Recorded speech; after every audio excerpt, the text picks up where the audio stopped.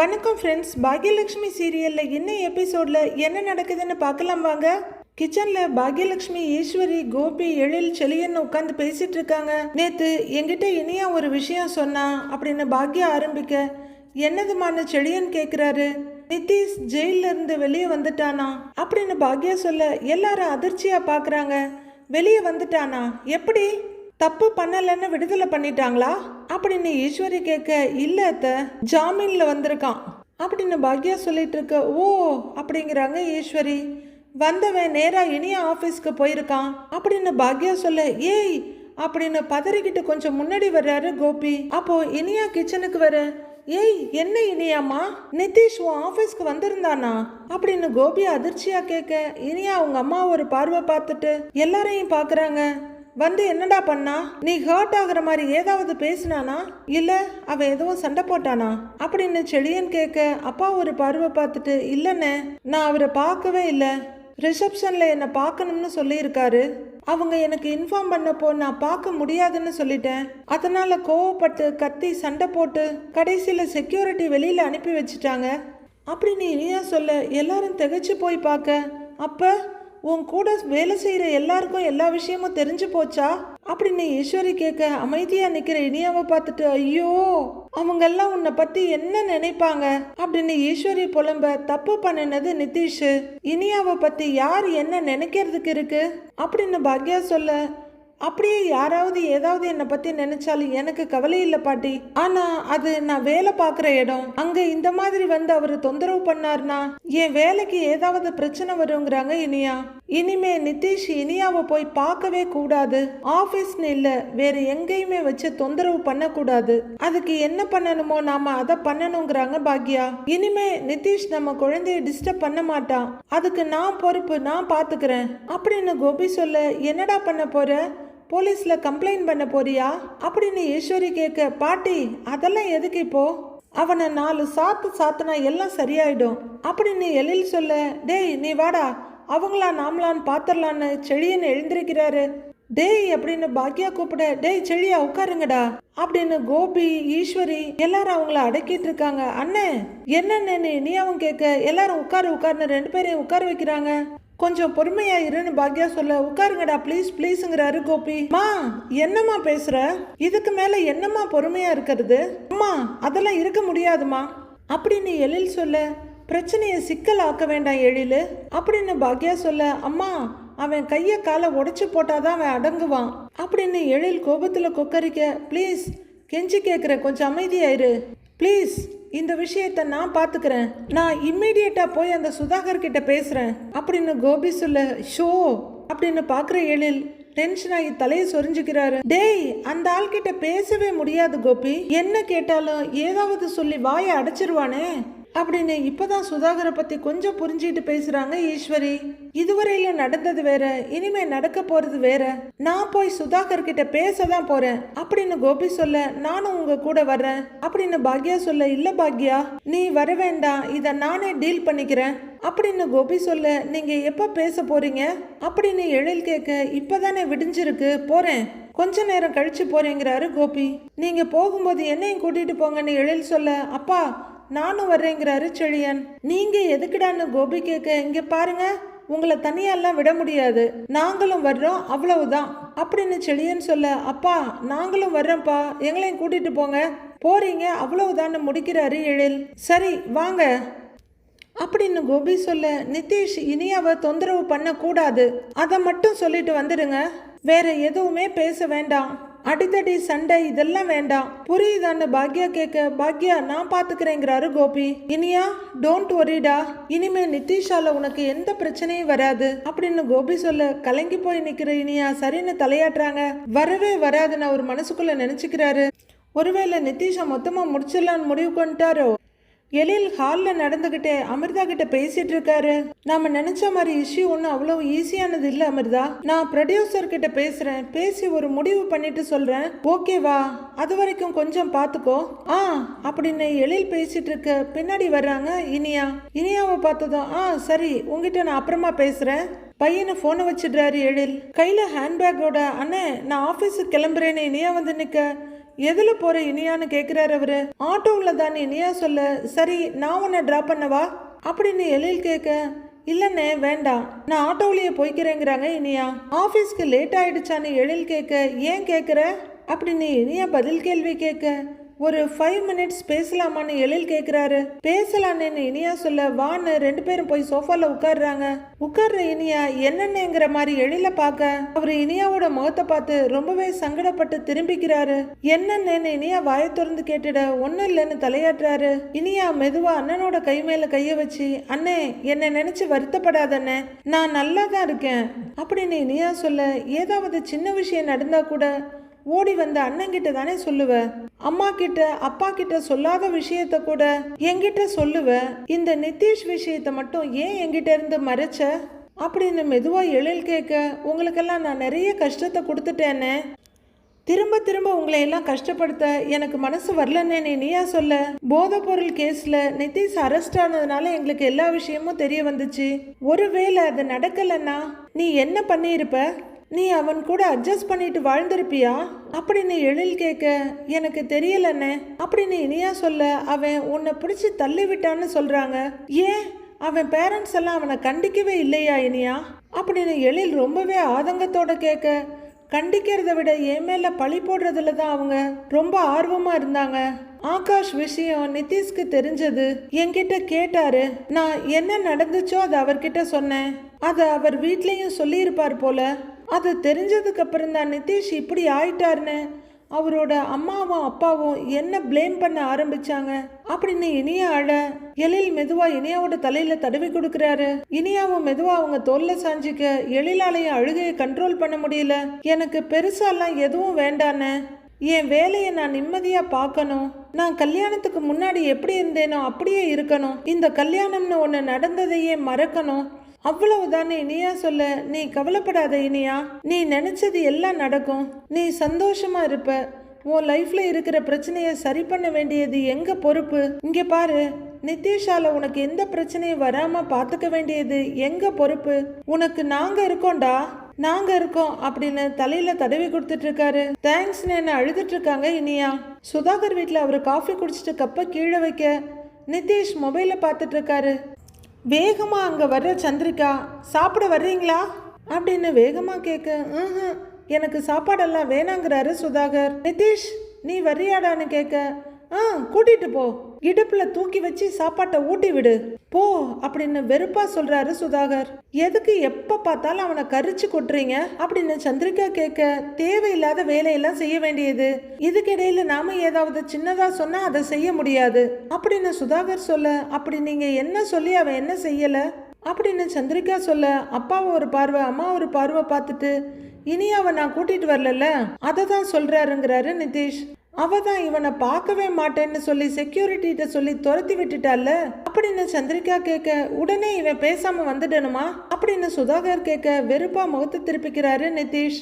வேற என்ன பண்ணணும், அவ காலில் விழுந்து கெஞ்சி கூத்தாடி அவளை வீட்டுக்கு கூட்டிகிட்டு வரணுமா அப்படின்னு சந்திரிகா கேட்க, இனியா மட்டும் ஒரு போலீஸ் கம்ப்ளைண்ட் கொடுத்தா நம்ம கதை முடிஞ்சிடும், அதெல்லாம் முடியறதுக்கு முன்னாடி அவளை நம்ம பக்கம் கூட்டிக்கிட்டு வரணும், பேசவே விடாம பண்ணணும், அதை தான் நான் சொல்லிக்கிட்டே இருக்கேன், ஆனா அம்மாவுக்கும் பையனுக்கும் பிரச்சனையோட சீரியஸ்னஸ் புரியவே மாட்டேங்குது அப்படின்னு சுதாகர் சொல்ல, இவ்வளவு பெரிய கேஸ்ல இருந்தே வெளியே வந்திருக்கோம், இனியா ஏதாவது கேஸ் கொடுத்தா அதுல இருந்து நம்மளால வெளியில வர முடியாதா அப்படின்னு சந்திரிகா ரொம்ப எகத்தாளமா கேட்க, உங்களையும் மதிச்சு நான் பேச வந்தேன்ல, என்ன சொல்லணும், உன்னையும் திருத்த முடியாது, நீ இருக்கிற வரல இவனையும் திருத்த முடியாது அப்படிங்கிற சுதாகர் அங்கிருந்து எழுந்து 2 எட்டு போக, மிஸ்டர் சுதாகர் அப்படின்னு கோபி கூப்பிட அதிர்ந்து போய் திரும்புறாரு சுதாகர். அவர் கூட எழிலும் செழியனும் நிக்கிறத பார்த்து அவருக்கு மனசெல்லாம் திடுதிடுங்குது.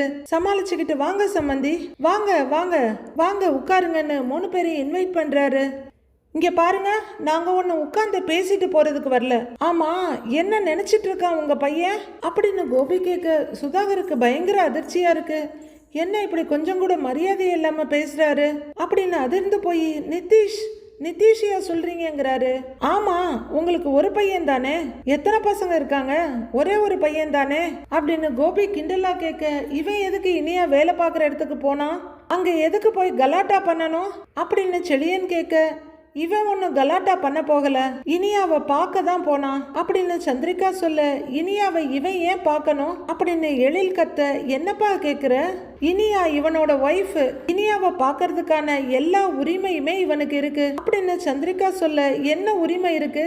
இந்த பொறுக்கிக்கெல்லாம் என் தங்கச்சி ஒய்ஃப் கிடையாது அப்படின்னு எழில் சொல்ல, நிதிஷ், சந்திரிகா, சுதாகர் 3 பேருமே அதிர்ந்து போய் பார்க்கறாங்க. சமாளிச்சுக்கிற சுதாகர், எழில், இனியா ஏதோ கோவத்துல இருக்கான்னு இவன் சமாதானம் பண்ண போயிருக்கான் அப்படின்னு சொல்ல, ஓஹோ, சமாதானம் பண்ணி பேசி தீக்கிற அளவுக்கு இருக்கக்கூடிய பிரச்சனையா இங்க நடந்திருக்கு. எவ்வளவு பெரிய பிரச்சனை சம்பந்தி, கூலா பேசிட்டு இருக்கீங்க.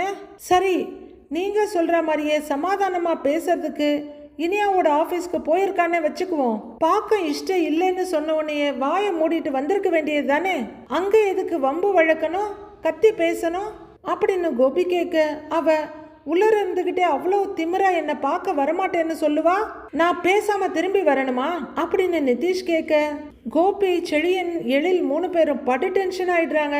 சமாதானப்படுத்த போனவன் மாதிரியா பேசுறான் இவன் அப்படின்னு செழியன் சொல்ல, வீட்டு மாப்பிள்ளைய கொஞ்சம் மரியாதையா பேசுங்கிறாங்க சந்திரிகா.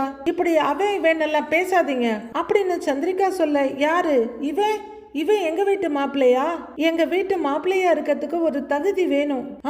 அது இந்த கிரிமினலுக்கு கிடையவே கிடையாது அப்படின்னு எழில் சொல்ல, சந்திரிகா என்னடா இதுன்னு பார்த்துட்டு இருக்காங்க. ஏய், என்ன, யாரை பார்த்து கிரிமினல்னு சொன்ன அப்படின்னு நிதிஷ் எகிரிட்டு வர்றாரு. ஏய், உன்னை பார்த்து தான் சொல்றேன் அப்படின்னு எழிலும் முன்னாடி வர, ஏய் ஏய் அப்படின்னு நிதிஷும் அவரை நெருங்கி போறாரு. பட்டன சுதாகர் அவனை பிடிச்சி பின்னாடி தள்ளி விட்டுட்டு, நிதிஷ் வேண்டாம் அப்படிங்கிறாரு. எழில், வேண்டாம், கோவப்படாத அப்படின்னு கோபி எழில பின்னாடி இழுத்துக்கிறாரு. சண்டெல்லாம் வேண்டாங்க, இனியாவை பார்த்து பேச சொல்லி நான் தான் நிதிஷ் கிட்ட சொன்னேன். இனியா பார்க்க முடியாதுன்னு சொன்னதுனால தான் அவன் கொஞ்சம் டென்ஷன் ஆயிட்டான், அதான் கொஞ்சம் கலாட்டாவும் பண்ணிட்டான். இனிமே இவன் இனியாவை போய் பார்க்க மாட்டான் அப்படின்னு விளக்கம் கொடுத்துட்டு அஷூரன்ஸ் கொடுக்கறாரு சுதாகர். பார்க்க மாட்டான் இல்ல, பார்க்க கூடாது, பார்க்க வரவே கூடாது, பார்க்காம இருந்தா அவனுக்கு நல்லதுங்கிறாரு செழியன். ஏய், என்னடா ஓவரா பேசுற? நான் அவளை பார்க்க தான் செய்வேன். என்னடா செய்வீங்கன்னு ரொம்பவே திமிரா நிதிஷ் கேட்க, ஏய், அடிச்சு பல்ல உடைச்சிருவேண்டா அப்படின்னு எழில் பட்டுன நிதிஷோட சட்டையை கோத்து பிடிச்சிடுறாரு. இந்த பக்கம் நிதிஷ சுதாகரும், அந்த பக்கம் எழில கோபியும், ஏய் சண்டை வேண்டாம் வேண்டாம் வேண்டாம் வேண்டாம்னு பிடிச்சி இழுத்துட்டு இருக்காங்க. ஆனாலும் இழுக்கவே முடியல, அப்படியே சாகடிச்சிருவேன் அப்படின்னு எழில் கத்திட்டு இருக்க, விடுறா என்ன அப்படின்னு நிதிஷும் எகிரிக்கிட்டு இருக்காரு. ஒரு வழியா 2 பேரையும் பிரிச்சு ஆளாளுக்கு தனியா நிறுத்தி வைக்கிறாங்க. எழில், வேண்டாம் வேண்டாம் நில்லு அப்படின்னு கோபி சொல்ல, இனி அவ தள்ளி விட்டான்ல, இருங்கப்பா, அப்பவே இந்த அடி விழுந்திருக்க வேண்டியது அவனுக்கு. நாங்க எப்படி வளர்த்தோம் தெரியுமா என் தங்கச்சிய? எங்க தங்கச்சிய பிரின்சஸ் மாதிரி வளர்த்தோம்டா. டேய், அவளை கல்யாணம் பண்ணிட்டு வந்து நீ இப்படி டார்ச்சர் பண்ணிட்டு இருக்க மவனே அப்படின்னு மறுபடியும் எழில் கோவமா நிதிஷோட சட்டையை கோத்து பிடிச்சிடுறாரு. சுதாகரும் கோபியும் பிரிச்சுட முயற்சி பண்றாங்க. ஆனாலும் அது பெரிய கைகலப்பா மாறுது. ரொம்பவே கஷ்டப்பட்டு சுதாகர் நிதிஷையும் கோபி, செழியன், எழில் 2 பேரையும் பிரிச்சு விடுறாங்க. அப்பா அப்பான்னு இவங்க 2 பேரும் கத்திட்டு இருக்க, இருங்கடா அப்படின்னு 2 பேர் நெஞ்சிலேயே கைய வச்சு நிறுத்துறாரு கோபி. செழியா அப்படின்னு அவர் மிரட்டிட்டு இருக்க, அப்பா இவனெல்லாம் சும்மா விடக்கூடாதுப்பா, அப்படியே கொன்னு போட்டுடணும் அவனை அப்படின்னு எழில் கத்த, டேய் அப்படின்னு நிதிஷும் கத்திட்டு இருக்கிறாரு. டேய், வார்த்தையை அளந்து பேசு, என்னங்க பாத்துக்கிட்டு சும்மா இருக்கீங்க அப்படின்னு சந்திரிகா கத்த, நீ சும்மா இரு அப்படிங்கிற சுதாகர் கோபி கிட்ட திரும்பி, உங்க பசங்க ரொம்ப தப்பா பேசுறாங்க கோபி, தப்பாவும் நடந்துக்கிறாங்க, அவங்கள கண்டிச்சு வைங்கன்னு மிரட்டுறாரு. கோபியும் பயங்கர கோபமாயிடுறாரு. பசங்க நடந்துகிட்டத பத்தியும் பேசினத பத்தியும் நீ பேசக்கூடாது, உன் பையன் எப்படி இருக்கான் அத பாரு, நல்லா இருக்கு சொல்ல வந்துட்டாரு அப்படின்னு கோபி துளி கூட மரியாதை இல்லாம பேசிட அதிர்ந்து போய் பாக்குறாரு சுதாகர். அதே மாதிரி சந்திரிகாவும் நிதிஷும் கூட அதிர்ந்து போய் பாக்குறாங்க. அப்பா அப்படின்னு எழில் கத்த, வேண்டாம் எழில், போதும் போதும், செடியா ப்ளீஸ் அமைதியாரு அப்படின்னு கன்சோல் பண்ணிட்டு திரும்புற கோபி, இங்க பாருங்க, ஏன் பசங்களா இருக்க தொட்டு தான் இவ்வளவு அமைதியா இருக்காங்க, வேற யாராவது இருந்தா இந்நேரம் இவன் தலை இருந்திருக்காது, சீவி இருப்பாங்க அப்படின்னு கோபி சொல்ல, ஏற்கனவே அதிர்ச்சியில இருந்த சுதாகர், நிதிஷ், சந்திரிகா 3 பேரும் இன்னமும் பயங்கரமா அதிர்ச்சி ஆகுறாங்க. நீங்க 3 பேரும் கூட்டா சேர்ந்து ஏமாத்துனதுக்கு சும்மா பேசிக்கிட்டு இருந்திருக்க மாட்டாங்க, எழில் சொன்னால அதை செஞ்சிருப்பாங்க அப்படின்னு கோபி சொல்ல, கிழிச்சிடுவீங்கன்ற மாதிரி பாக்குறாரு நிதிஷ். இங்க பாருங்க அப்படின்னு சுதாகர் சுதாரிச்சு ஏதோ சொல்ல வர, இப்போ என் பசங்களை கூட்டிக்கிட்டு போறேன், ஆனா எப்பவுமே என் பசங்களை தடுத்து நிறுத்த முடியாது, உங்க பையனை ஒழுங்கா இருக்க சொல்லுங்க. மறுபடி என் பொண்ணு ஆபீஸ்க்கு போய் டிஸ்டர்ப் பண்ண வேணாம்னு சொல்லுங்க. அவ ஆபீஸ்க்கு போய் கலாட்டா பண்றது, அவளை டிஸ்டர்ப் பண்றான்லாம் தெரிஞ்சது, அதுக்கப்புறம் என்ன நடந்தாலும் அதுக்கு நான் பொறுப்பில்லை, அவங்க பேசுவாங்க அப்படின்னு பசங்களை கையை காமிச்சிட்டு ஓகேங்கிறாரு கோபி. பசங்களா வாங்கடா அப்படின்னு கோபி எழிலோட தோல்ல கைய வைக்க, உன்னை அப்புறமா கவனிச்சுக்கிறேன் அப்படின்னு எழில் திரும்ப, டேய் போடான்னு சந்திரிகாவும் நிதிஷும் சொல்றாங்க. சுதாகர் மட்டும்தான் கொஞ்சம் பதட்டமா நிக்கிறாரு. அவங்க வாங்கடான்னு சொல்லி கோபி கூட்டிட்டு போக நிதிஷோட தோல்ல கைய வைக்கிறாங்க. அவங்க அம்மா படார்னு தட்டி விடுறாரு. அவரு வீடு தேடி வந்து மிரட்டிட்டு போறாங்க. ஆனா நீங்க எதுவுமே நடக்காத மாதிரி பாத்துக்கிட்டு நில்லுங்க, நீங்க எல்லாம் ஒரு ஆளு சீ அப்படின்னு சுதாகரை பார்த்து காரி துப்பிட்டு டேய் வாடான்னு மகனை கையை பிடிச்சி இழுத்துட்டு போறாங்க. சந்திரிகா போனதுக்கு அப்புறம் சுதாகர் மட்டும் குள்ளநரி பார்வையோட இப்படியும் அப்படியும் பாக்குறாரு. செல்வி சர்வீஸை பார்த்துக்கிட்டு இருக்க பாக்யா கல்லர்ல உட்காந்து பணம் எண்ணிட்டு இருக்காங்க. அப்போ ஒரு ரெட் கலர் கார் வந்து நிக்க சுதாகர் இறங்குறாரு. சத்தம் கேட்டு திரும்பி பாக்குற செல்வி அப்படியே பக்குன்னு நிக்கிறாங்க. சுதாகர் இறங்குறவர் அப்படியே அந்த இடத்த ஒரு கேவலமா பாத்துக்கிட்டு இருக்க செல்வி மெதுவா பாக்யா கிட்ட வந்து கா அப்படின்னு கூப்பிடுங்கிறாங்க. அங்க பாரு அப்படின்னு காட்ட பாக்யாவும் வெளியே பார்த்துட்டு அதிர்ச்சி ஆகுறாங்க. இவன் எதுக்கு இங்க வந்திருக்கான்ற மாதிரி இருக்கு அவங்க பார்வை. ஆனா வெக்கங்கட்ட சுதாகர் வேகமா உள்ளர வந்து இங்க பாருங்கன்னு விரல நீட்ட எழுந்து நிக்கிற பாக்யா நீங்க எதுக்காக வந்தீங்கன்னு கேக்குறாங்க. அவரு செல்வி அங்க இருக்கவங்கள ஒரு பார்வை பார்த்துட்டு நிக்க, உங்க பையன் என் பொண்ணு வேலை செய்யற இடத்துக்கு போய் கலாட்டா பண்ணான்னா நீங்க நான் வேலை செய்யற இடத்துக்கு வந்து கலாட்டா பண்ண வந்திருக்கீங்களா அப்படின்னு பாக்யா கேட்க, அப்படியே மிரட்டலான்னு வந்த சுதாகர் அந்த பல்ட்டி அடிச்சு, ஏன் இவ்வளவு கோவம், பொண்ணை பெத்தவங்க மாதிரி பொறுமையா பேச மாட்டீங்களா அப்படின்னு சுதாகர் குள்ளநரித்தனமா கேக்குறாரு. பொண்ணை பெத்தவங்கன்னா பொறுமையா பேசணுமா என்ன, அதுவும் உங்களை மாதிரி ஆளுகிட்ட அப்படின்னு பாக்யா கேட்க, உங்களுக்கும் உங்க வீட்டு ஆளுங்களுக்கும் இனியாவோட வாழ்க்கை மேல அக்கறையே இல்லையா அப்படின்னு சுதாகர் கேட்க, நிறையவே இருக்கு. அவ்வளவு கிரிமினல் வேலை பண்ற உங்க பையன் மேலேயே உங்களுக்கு அவ்வளவு அக்கறை இருக்கும்போது எங்களுக்கு எங்க பொண்ணு மேல அக்கறை இருக்காதான்னு பதிலடி கொடுக்குறாங்க பாக்யா. என் பையனை கிரிமினல்னு சொன்னீங்கன்னா அவ்வளவுதான் அப்படின்னு சுதாகர் மிரட்ட, என்ன பண்ணுவீங்க, கிரிமினல்னு சொல்லாம வேற எப்படி சொல்லணும் அப்படின்னு பாக்யா எகிற சுதாகரால வாயை முடிக்கதான் முடியுது. எதுக்கு இங்க வந்தீங்க அப்படின்னு பாக்யா கத்த, உங்க ஹஸ்பண்ட் சாரி உங்க எக்ஸ் ஹஸ்பண்ட் உங்க பசங்க 2 பேரையும் கூட்டிக்கிட்டு என் வீட்டுக்கு வந்திருந்தாரு. 3 பேரும் ரவுடி மாதிரி நடந்துக்கிட்டாங்க. பொண்ணை கல்யாணம் பண்ணி கொடுத்த இடத்துல பேசுற மாதிரி அவங்க பேசல அப்படின்னு சுதாகர் சொல்ல, ஓ இனியாவுக்கு அவ்வளவு பெரிய துரோகத்தை பண்ணிட்டு அவளோட ஆபீஸ்க்கு போய் நிதிஷ் கலாட்டா பண்ணியிருக்கான். அப்பவும் அமைதியா சும்மா இருக்கணுமா, முறைப்படி அப்பாவும் அண்ணன்களும் என்ன பண்ணணுமோ அதைத்தான் அவங்க பண்ணியிருக்காங்க. வேலை நடக்கிற இடத்துல பிரச்சனை பண்ணாதீங்க, கிளம்புங்க அப்படின்னு பாக்யா சொல்ல, உங்க ஃபேமிலியில நீங்க தான் மெச்சூர்டான ஆளு, நீங்களே இப்படி பேசலாமா அப்படின்னு சுதாகர் கொஞ்சம் இறங்கி வர, எனக்கு உங்க கூட பேசுறதுக்கு எந்த விருப்பமும் இல்லை, கிளம்புங்கன்னு சொன்னேன்ல கிளம்புங்க அப்படின்னு நாயை விரட்டுற மாதிரி முகத்தை வச்சுட்டு விரட்டுறாங்க பாக்யா. நான் சொல்றத கொஞ்சம் காது கொடுத்து கேளுங்க. ஒரு சின்ன பிரச்சனை, உங்க பொண்ணு கோவிச்சுக்கிட்டு உங்க வீட்டுக்கு வந்துட்டா அப்படின்னு சுதாகர் சொல்ல, என்ன சின்ன பிரச்சனையா, நடந்ததெல்லாம் சின்ன பிரச்சனையா, உங்க பையன் போதை பழக்கத்துக்கு அடிமையா இருந்தது, அதுக்காக அரெஸ்ட் ஆனது, அதை மறைச்சு கல்யாணம் பண்ணது, இப்ப மறுபடியும் அவன் ஜெயிலுக்கு போனது அப்படின்னு பாக்யா சொல்லிட்டு இருக்க, அங்க சாப்பிட்டுட்டு இருந்தவங்க வெளியில இருக்கிறவங்க எல்லாருமே அப்படியே மெதுவா கூடி அசம்பிள் ஆகுறாங்க. ஐயோ இது ஏதோ ரொம்ப பெரிய விஷயமா இருக்கும் போல இருக்கே அப்படின்னு அவங்க பார்த்துக்கிட்டு இருக்கும் போதே, இதெல்லாம் சின்ன பிரச்சனையாங்கிறாங்க பாக்யா. சுதாகர் சரௌண்டிங்க ஒரு பார்வை பார்த்துட்டு, கொஞ்சம் பார்த்து பேசுங்கன்னு பல்ல கடிச்சிட்டு சொல்றாரு. என்ன பார்த்து பேசுங்க, உங்ககிட்ட பேசுறதுக்கே விருப்பம் இல்லைன்னு சொல்றேன், பார்த்து பேசுங்கன்னு வேற சொல்றீங்க, முதல்ல கிளம்புங்க இங்க இருந்து அப்படின்னு பாக்யா பயங்கரமா கோபத்தை காட்டுறாங்க. போறேன், சொல்ல வந்ததை சொல்லிட்டு போறேன், இந்த பிரச்சனையெல்லாம் ஒரு நாள் சரியாகும், இனியா நிதிஷோட ஒய்ஃபா எங்க வீட்டுக்கு வருவாங்கிறாரு சுதாகர். ஓஹோ அப்படியெல்லாம் பாக்யா சொல்லிட்டு இருக்கும் போது இடமறிக்கிற சுதாகர், நான் முடிச்சிடுறேன். அந்த டைம்ல இப்ப நடக்கிற பிரச்சனையெல்லாம், உங்க வீட்டு ஆம்பளைங்க பண்ண ரவுடிசம் எல்லாம் இனியாவோட வாழ்க்கைக்கு ஒரு முட்டுக்கட்டையா வந்து நிக்க கூடாது. அதனால உங்க பொண்ணை நினைச்சாவது உங்க வீட்டு ஆளுங்களை அமைதியா இருக்க சொல்லுங்க.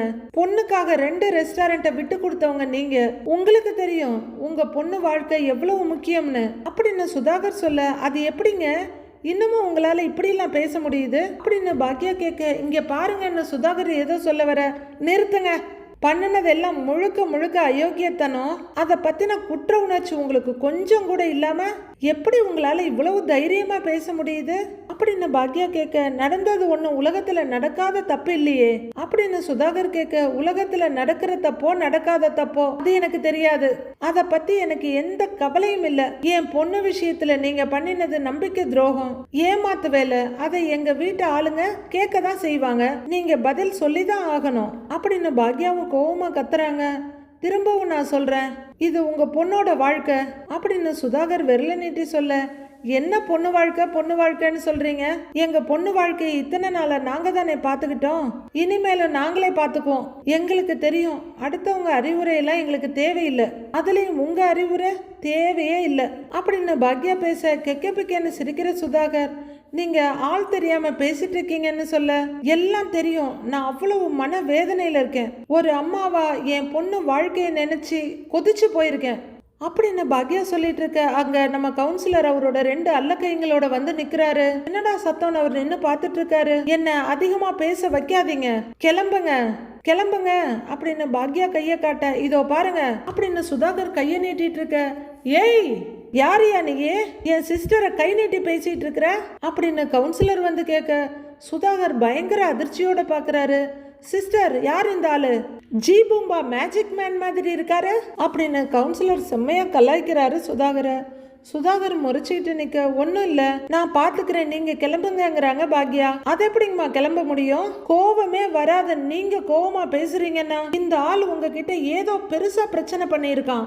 ஏய் என்னையா பிரச்சனை பண்ணிட்டு இருக்கிற அப்படின்னு கவுன்சிலர் பயங்கரமா மிரட்ட, பாக்யா பக்கம் திரும்புற சுதாகர், என்ன என் வீட்டுக்கு உங்க வீட்டு ஆம்பளைங்க வந்து மிரட்டினாங்க, போதாததுக்கு உங்க டீ கடையில ரவுடிங்களை வச்சு மிரட்டுறீங்களா அப்படின்னு சுதாகர் கேட்க, கவுன்சிலரோட அல்ல கையே துள்ள ஆரம்பிச்சிடுறாரு. ஏய் யார பார்த்து ரவுடிங்கிற, எங்க அண்ணன் யார் தெரியுமா, இந்த ஏரியா கவுன்சிலர், ஓவரா பண்ண தடம் தெரியாம ஆக்கிடுவாரு, கிளம்பு உனக்கு அவ்வளவுதான் சொல்லுவேன் அப்படின்னு அல்லக்கை சொல்ல, கவுன்சிலர் தானே எகத்தாலமா பாத்துக்கிட்டு நிக்கிறாரு சுதாகர். ஏய் இருங்கடா பயந்துர போறாருன்னு கவுன்சிலர் சொல்ல, இதோ பாருங்க இந்த பிரச்சனையை நான் பாத்துக்கிறேன், நீங்க இதுல தலையிட வேண்டாம் கிளம்புங்கிறாங்க பாக்யா. அதை எப்படிமா, என் பொண்டாட்டி மயங்கி விழும்போது நீங்க தலையிட்டீங்களே சிஸ்டர், அப்ப நான் மட்டும் சும்மா போவேனா அப்படிங்கிற கவுன்சிலர் சுதாகரை பார்த்து, யோ கிளம்புங்கிறல்ல அப்படின்னு கேவலமா பார்த்துட்டு சொல்ல, அதான் சொல்றாருல கிளம்பியா அப்படின்னு ஒரு அல்லக்கையும் சொல்ல, சுதாகர் பயங்கர கோவத்தோட பார்த்துட்டு இருக்காரு. என்ன முறைக்கிற, கிளம்புன்னு சொல்றேன்ல. இவர் அப்படியே சூரியன் அப்படியே பார்வையால சுட்டு எரிக்கிறாரு, காமெடி பண்ணாம கிளம்பியா அப்படின்னு கவுன்சிலர் ரொம்பவே கலாய்ச்சிட்டு இருக்க, பாக்யா ஒரு முறைச்சிட்டு ஒரு விரல நீட்ட அவரை பேச விடாம, கிளம்பு அப்படின்னு கவுன்சிலர் மறுபடியும் மிரட்ட, சுதாகர் அங்கிருந்து போயிடுறாரு. கார் கிட்ட போறவர் அங்க நின்று திரும்பி முறைச்சிட்டு கார்ல ஏறி போறாரு. அவ்வளவுதான் சிஸ்டர், பயந்து ஓடிட்டான் பாத்தீங்களா, இந்த ஏரியாவுல வந்து யார் என்ன பிரச்சனை பண்ணாலும் என்கிட்ட சொல்லுங்க, நான் பாத்துக்கிறேன், நீங்க ஒரே பண்ணிக்காதீங்க அப்படின்னு கவுன்சிலர் சொல்ல, ஐயோ ஆழந்தெரியாம வந்து இவர் வேற காலை விடுறாரே அப்படின்னு யோசிக்கிற பாக்யா சரின்னு தலையாட்டுறாங்க. ஏய் வாங்கடான்னு கவுன்சிலர் நடக்க, அல்லக்கை 2 பேரும் பின்னாடியே போறாங்க. அப்பா அப்படின்னு பெருமூச்சு விடுற பாக்யா அங்க நிக்கிறவங்கள பார்த்துட்டு, சாரி உட்காருங்க சாப்பிடுங்க அப்படின்னு சொல்ல, எழுந்து நின்னவங்க எல்லாம் மெதுவா உட்காடுறாங்க, சாப்பிடுங்க அப்படின்னு செல்வியும் சொல்ல அவங்க எல்லாம் உட்காடுறாங்க. இந்த ஆளெல்லாம் இப்படிதான்க்கா டீல் பண்ணணும், 2 அடி அடிச்சிருந்தா கூட தப்பே இல்லை அப்படின்னு செல்வி சொல்ல, ஐயோ இதெல்லாம் எங்க போய் முடிய போகுது, இல்ல எங்க போய் ஆரம்பிக்க போகுதா அப்படின்னு திகைச்சு போய் பார்த்துட்டு இருக்காங்க பாக்யா. மீதி என்ன நடக்குதுன்னு நாளைக்கு பார்க்கலாம் ஃப்ரெண்ட்ஸ்.